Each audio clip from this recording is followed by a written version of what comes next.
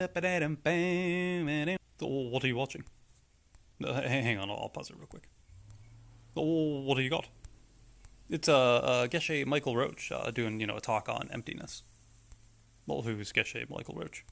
He's the Buddhist monk who went to work as a diamond merchant in New York in the '80s and grew a really successful business using Buddhist principles. Well, Buddhist businessman. Yeah, exactly. That's what we all think, right? But no, he was in the monastery for years, and his teacher told him, "Hey, go back out into the world. Enter the world of business and put the Buddhist principles to work as kind of like a living laboratory. Run the experiment. And see how it goes, like in the world." That's very interesting. And how did he do? Well, he did phenomenally well. He, helped take a company from a $50,000 loan and like four employees to a company that does $100 million a year plus in diamond trade. Well, how did you do that? Well, like I said, he just kind of put the principles of Buddhism to work. Things like emptiness and imprints in the mind, and understanding that it's our point of view that really shapes our reality.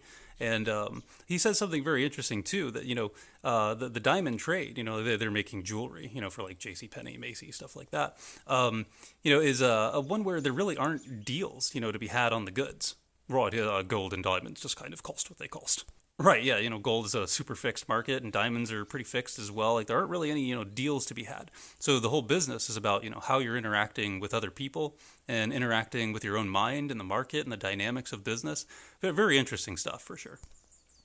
Right, and so what is his main point of advice? Well, just to realize that, everything really is the emptiness. Like when we, start unpacking things and their, dependent originations on each other kind of thing, we realize that, everything really is empty. And not in the way that, like, emptiness is like the baseline reality. It's that, emptiness stands in a duality with the form of the thing that we're unpacking kind of deal. I know we're getting kind of technical. But the main idea is to just realize, that, like, we are in control, like of the reality around us. And it's, our thoughts, words, and deeds that really shape that.